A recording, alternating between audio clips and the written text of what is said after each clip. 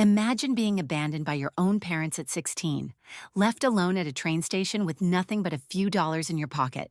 Now, fast forward 20 years. They come crawling back, not because they miss you, but because they need something. And this time, you're not the scared kid they left behind. This time, you're the one who holds the power. What would you do if your past came back to haunt you like this? Drop your thoughts in the comments below, and if you're ready for more intense stories like this, hit that subscribe button and turn on notifications. You won't want to miss what's coming next. I hadn't spoken to my father in over 3 years, and truth be told, I was just fine with that. He was the kind of man who believed silence was a form of discipline, and power was something you earned by breaking the people around you. So when I got a text from my sister Natalie that read, "Are you coming to Mom's party?" "She really wants to see you," I paused. Not because I didn't want to go. I missed Mom. She was the only one in that house who made the air feel breathable, but I knew what that message meant. She was testing the waters for him. I asked one thing: "Does Dad know?" She replied with 3 dots, and then a full 2 minutes later, "He's not happy about it."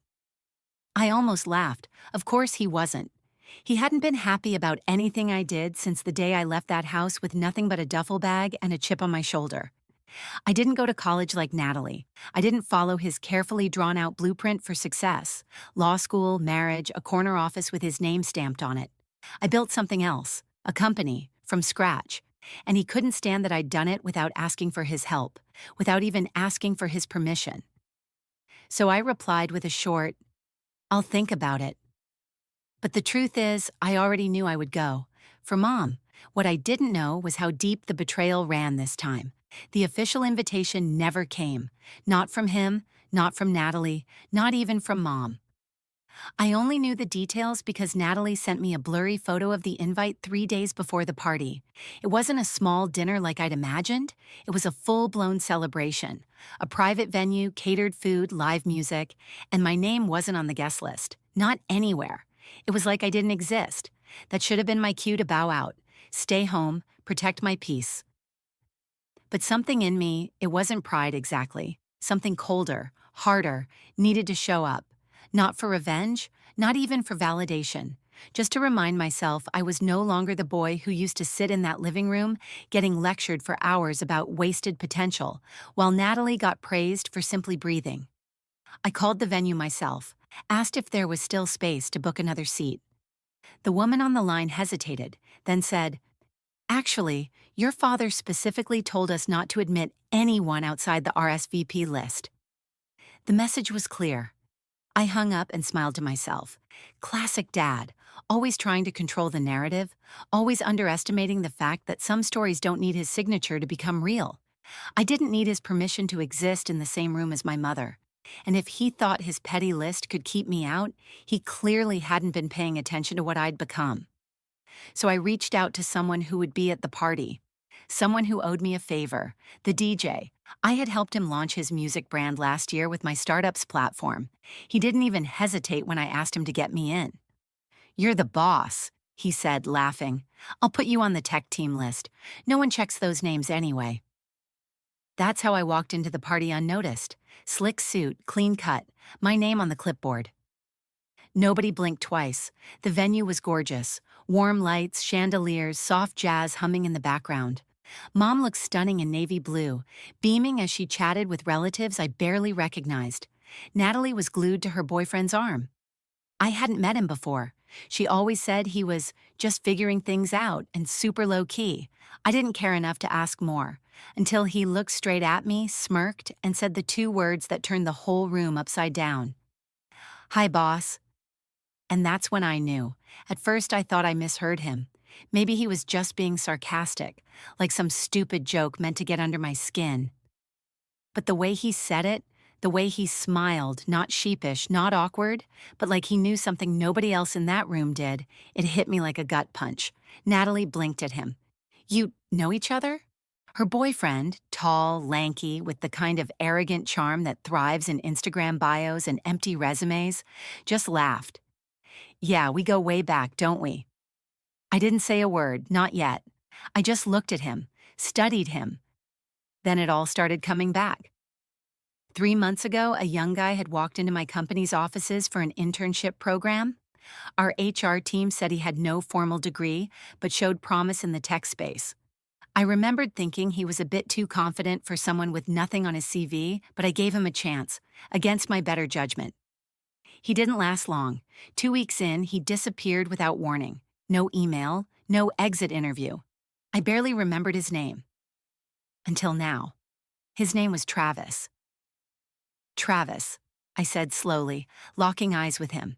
Didn't expect to see you here. His smirk faltered for half a second. Just a flicker, but I caught it. Natalie's brows furrowed, clearly confused. Wait, you two really know each other? Before he could answer, my father's voice cut through the music like a blade. What the hell is he doing here? The room went quiet. All the fake laughter, the small talk, the clinking of champagne glasses. It died in a second. People turned to look. My mother's smile froze mid-sentence. My uncle put his drink down like he was expecting a show. I turned to face him. My father, same gray suit, same rigid posture, same eyes that had once looked through me like I was invisible. Except now, those eyes saw me, and they weren't filled with power anymore. They were filled with fear, not of me, but of what I represented. I didn't flinch, didn't blink, just stood there calm and still. Hi, Dad, I said. Nice party. He marched toward me like a storm brewing, slow, threatening, stupidly theatrical. You weren't invited. Clearly, I said, but Mom looks beautiful. She shouldn't be the one punished just because you're insecure. That hit a nerve. You think this is about insecurity? His voice rose. This is about boundaries, respect. You burned that bridge when you walked out on this family. I almost laughed. Walked out? Number I was shoved out and told to be grateful for the experience. People were staring now, phones discreetly pulled from pockets, recording from behind purses and wine glasses. That was the thing about families like mine, always pretending to be better than they were, always falling apart the second someone turned a camera on. You don't get to turn this into a scene, he hissed under his breath. Leave, now before I make you.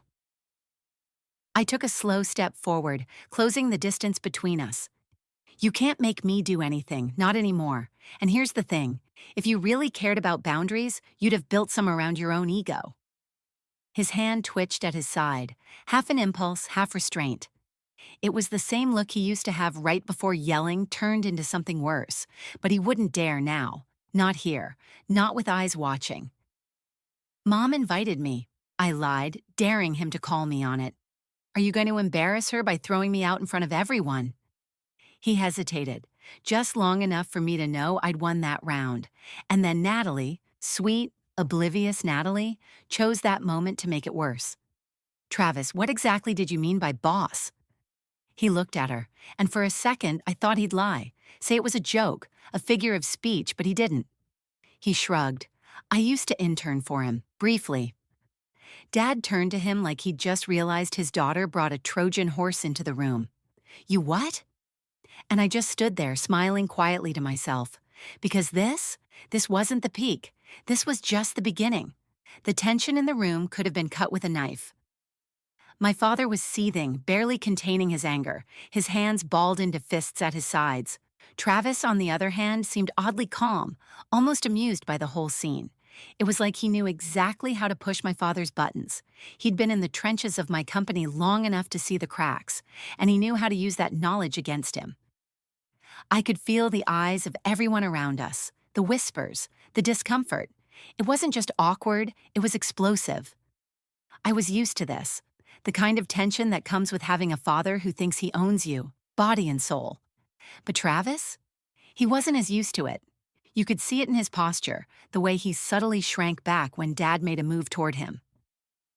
Travis, why don't you step outside for a minute? My father spat, the venom in his voice unmistakable. Travis, to his credit, didn't flinch. Instead, he locked eyes with me, like he was daring me to make the first move. And I did. I don't think you have the authority to ask anyone to leave, I said coolly.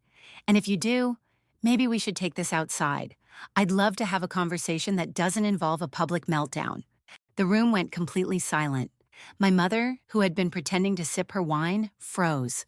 Natalie stood there with wide eyes, her mouth opening and closing as though trying to find the words to explain this all away.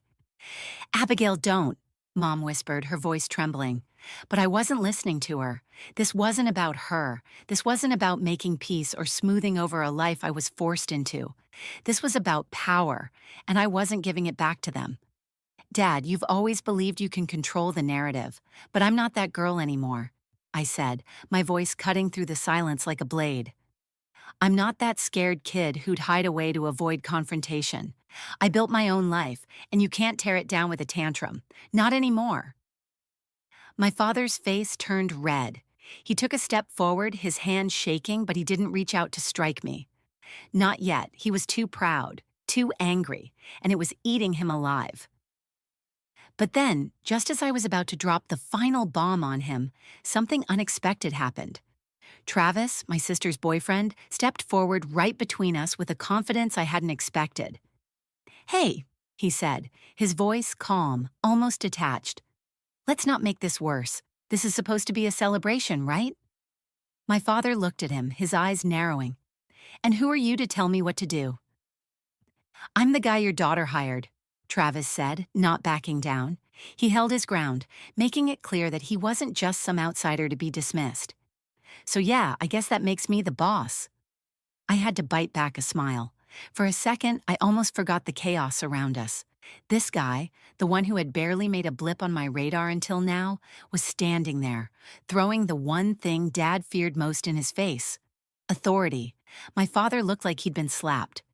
He didn't speak for a moment. Maybe he was too stunned, too rattled by the fact that someone was talking to him like this, like he wasn't the king of his own world. But then, his jaw clenched, and his voice came out low and menacing. "You don't get to walk into my house and disrespect me like that." The words hung in the air for a moment, thick with the years of pent-up frustration that had festered between us. I could see it now, the cracks in my father's armor, the fear, the doubt. He knew he was losing control, and I was finally ready to take it all back. I gave Travis a sharp nod, signaling him to step back. My focus shifted to my father. His empire was crumbling in front of him, and I wasn't about to let him piece it back together with more lies. "You think I'm here to ask for your approval? You think you can ban me from my mother's birthday like you control the whole damn family?" I shot back, every word sharp as a knife. I didn't care anymore. This wasn't about getting his approval. This wasn't about playing by his rules. This was me standing in my own power, finally. It was his turn to shrink, his turn to feel like the small, insignificant man he was beneath the anger. "I'm not your property. I'm not your puppet. You don't get to control me anymore," I said, my voice unwavering. Dad opened his mouth, probably to unleash another barrage of insults, but I didn't wait. I turned away from him, my back straight, every step a declaration of independence. This was my final act of defiance. I walked out of the room without looking back, without even a second thought. The chaos I'd left behind, the silence in that room, the stunned faces, the unfinished arguments, was their problem now, not mine. The drive home was long, and for the first time in years, the silence didn't feel suffocating. It was liberating almost. As I stared out at the dimming skyline, I didn't feel guilty. I should have, if I was still the person I was 10 years ago. The person who worried about pleasing my parents, the person who shrank when they scowled. But I wasn't her anymore. I was the woman who built an empire from the ground up, the one who didn't need their approval to feel like I had a place in this world. And for the first time in my life, I was free from the weight of their expectations. But that didn't mean the fallout wasn't coming. I knew it was inevitable. By the time I walked into my office the next morning, I was already bracing for it. The messages had started before I even hit the elevator button. My assistant, Jenny, was standing by my desk when I arrived, her face pale and tense. "You might want to take a look at this," she said, handing me her phone. I took it from her, frowning as I saw the endless notifications streaming in. Social media was buzzing with the aftermath of last night's confrontation, and it wasn't good. The first post that popped up on the screen was from my father, a picture of my mother looking frail and tired with a caption, Our daughter has turned her back on us. After everything we did for her, this is how she repays us. Heartless. There were dozens of comments below, some from family members, others from people I'd never met. All of them judging me, condemning me, calling me ungrateful, selfish, cold-hearted. The backlash didn't stop there. One of my largest investors had also posted a comment under the picture, his words dripping with disappointment. "Disappointed in you, Abigail. This is not the kind of business we want to be associated with. Family should come first." I felt a knot in my stomach as I scrolled down, the weight of the accusations growing heavier with every word. But it wasn't just social media that was the problem. I had emails piling up too. People I had worked with for years were sending messages of concern, asking me to clarify the situation, to explain myself. My phone was blowing up with calls from clients, friends, and family alike. I set the phone down on my desk and rubbed my temples. It was happening just as I had feared. This wasn't going to go away, and I could already feel the strain it was putting on my company, on everything I had built. Jenny stood there awkwardly waiting for me to respond. "I can take care of the PR responses for now," she offered, her voice hesitant. But I wasn't going to hide from this. Not anymore. "No," I said, my voice firmer than I felt. "This is my mess, and I'm going to clean it up. You can start drafting a statement for the press. I'm going to address this head on." I grabbed my laptop and started typing, each keystroke a release of the anger that had been building in me for years. I wasn't just writing to the press. I was writing to everyone who had ever made me feel small, to everyone who had ever expected me to apologize for standing up for myself. "To everyone who thinks they know the story," I typed, my fingers flying across the keyboard. "Let me set the record straight. I walked away from a life of emotional manipulation and control. I didn't leave because I was weak. I left because I chose to survive. My family has tried to rewrite the narrative of my life, to turn me into the villain when they are the ones who abandoned me. I have no obligation to carry their burden of guilt anymore."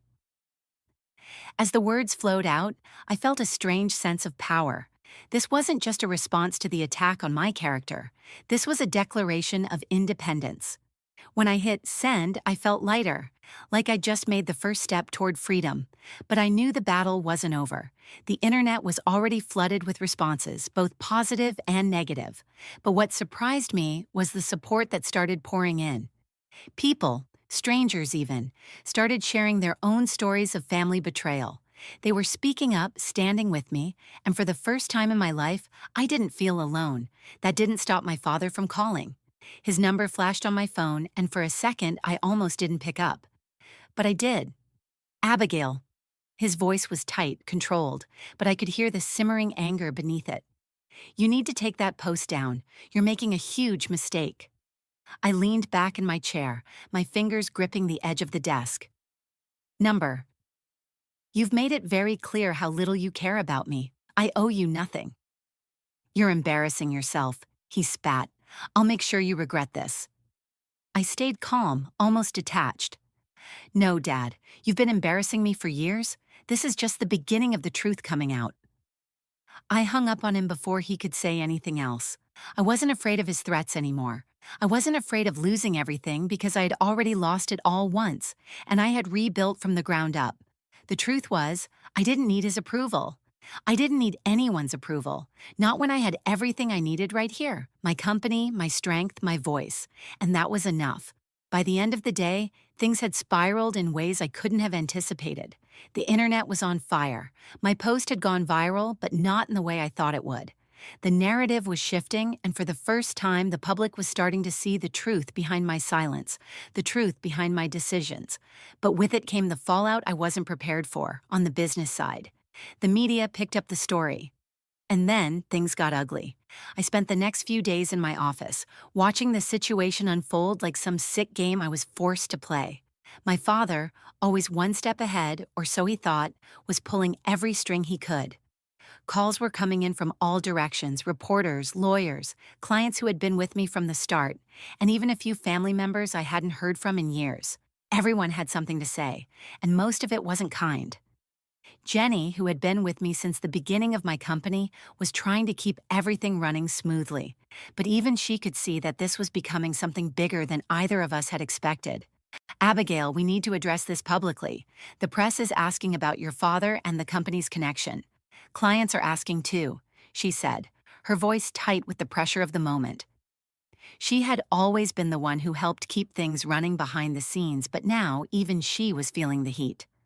I looked up from my desk, where I had been poring over my inbox. It was overwhelming. Messages from investors questioning their next steps, clients pulling contracts, and endless notifications from social media. Some people were still defending me, but the majority were using this as a way to tear me down. They painted me as a cold-hearted child who was turning her back on her parents, but I wasn't the one who had abandoned them. I wasn't the one who had left the scars. I'm not hiding anymore, I said, meeting Jenny's eyes. If they want a war, they'll get one. But I'll fight on my terms. Jenny was silent for a moment, digesting what I said, and then she nodded. We're with you. Let's do this. The press conference. I didn't trust the idea of a press conference. I knew that once I opened that door, there was no going back. But what I also knew was that hiding wouldn't do me any good. I needed to stand in front of everyone and tell my side of the story. My truth. That's how I found myself standing behind a podium 2 days later, with cameras flashing and microphones shoved in my face. The room was packed with reporters, the tension in the air almost palpable. And there in the front row was my father, sitting with a smug look on his face, like he was waiting for me to crash and burn. His presence was like a challenge, like he was daring me to back down. I could feel the anger rising in my chest, but I didn't let it show. Not yet. I'd spent too many years being the one who apologized, the one who tried to placate him. Now it was my turn to control the narrative. The questions started coming at me fast. Is it true that your parents are in financial trouble? Are you responsible for their downfall? One reporter asked, his voice cutting through the room. I leaned into the microphone, my voice steady but cold. I've built everything I have from the ground up. I don't owe my success to anyone, especially not the people who walked out of my life when I needed them the most. The room went silent for a second, the weight of my words hanging in the air. Another reporter jumped in. Your father says you're disowning your family, is that true? I didn't hesitate. I'm not disowning anyone. I'm choosing not to be manipulated anymore. They made their choices, I made mine. The questions kept coming, each one trying to poke holes in my story. But the more they asked, the more I realized something. I didn't need to prove myself to these people. I didn't need to prove anything to anyone. When the conference finally ended, I walked out of that room with my head held high. I had said my piece. The battle was just beginning, but I was ready. The fallout. The next few days were a whirlwind. The media was still buzzing with the story, but the narrative was shifting.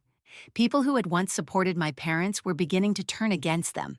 The truth was harder to deny than they thought. And then it happened.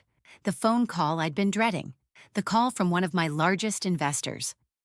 We need to talk, the voice on the other end of the line said, calm but firm. Your family's actions are starting to affect the reputation of the company. There are whispers, Abigail, and they're not going away. I exhaled slowly. I knew this was coming. I knew my father's antics would eventually catch up with my business. I understand, I said, trying to keep my voice even. But this is my fight, not the company's, and I'm not backing down. There was a pause. We'll see how this plays out, but we're watching. The line went dead, and I was left alone with my thoughts. My heart was racing, but it wasn't fear. It was something else, something I hadn't felt in a long time. Power. This wasn't just about family anymore. This was about proving to myself that I could do this, that I could survive the storm they had created without losing everything I'd built. It was inevitable. The war my father had started wasn't going to end quietly. The smear campaigns, the legal threats, the public humiliation, they were all just opening moves.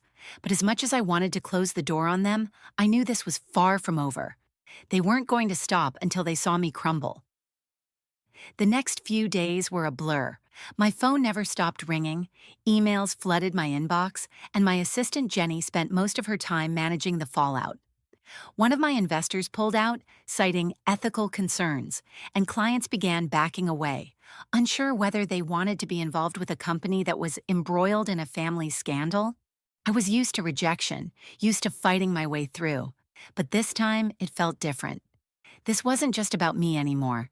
It was about Haven Developments, the company I had built from the ground up, the one I couldn't afford to lose. Not now, not after everything. I sat at my desk late one night scrolling through social media. The public reaction had shifted again.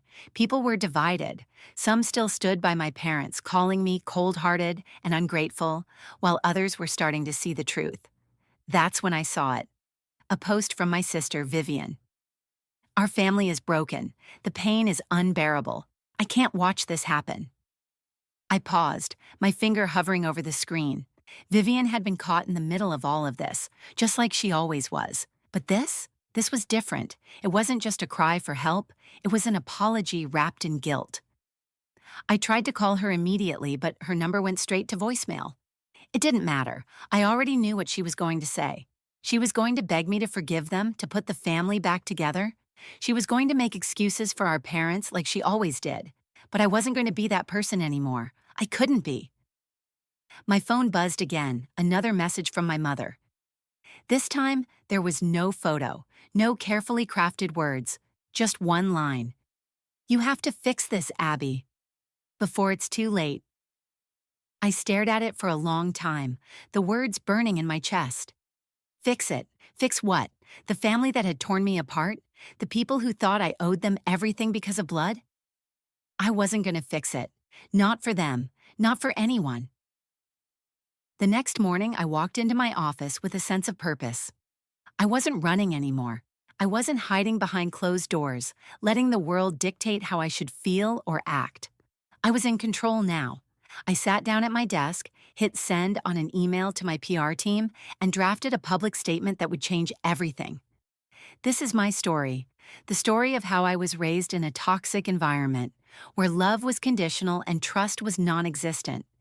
This is the story of how I walked away from everything, because it was the only way I could survive. And now, after years of silence, I will no longer be a victim of manipulation. I am not the villain here. I hesitated only for a second before I clicked post. It was time to let the world see who they really were. The fallout would come, but it didn't matter anymore. I was ready to face it. 2 weeks passed, the storm didn't stop, but something had shifted. My phone stopped ringing as much. Clients who had once been hesitant started reaching out again, asking for meetings.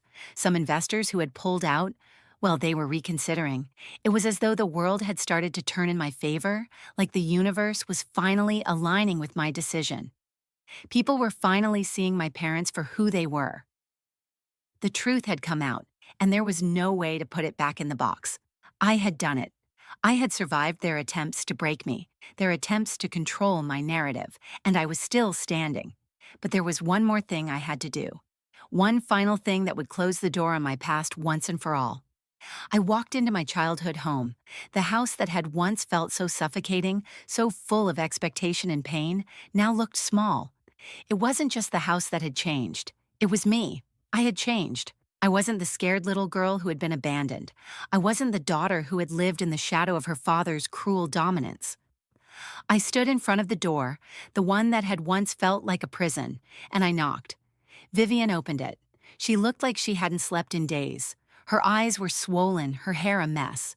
The guilt was written all over her face. But I wasn't going to let her manipulate me. Not this time. I wasn't going to be the one to fix it. "I'm not here to fix anything," I said quietly. "I'm here because I wanted to show you that I'm okay. I don't need their approval. I don't need your guilt. I've built something real, and for the first time in my life, I'm free." Vivian didn't say anything. She just stood there, tears welling in her eyes. But I could see something in her face, a flicker of understanding. "I've never stopped loving you, Abby," she whispered. I smiled, the weight lifting from my chest.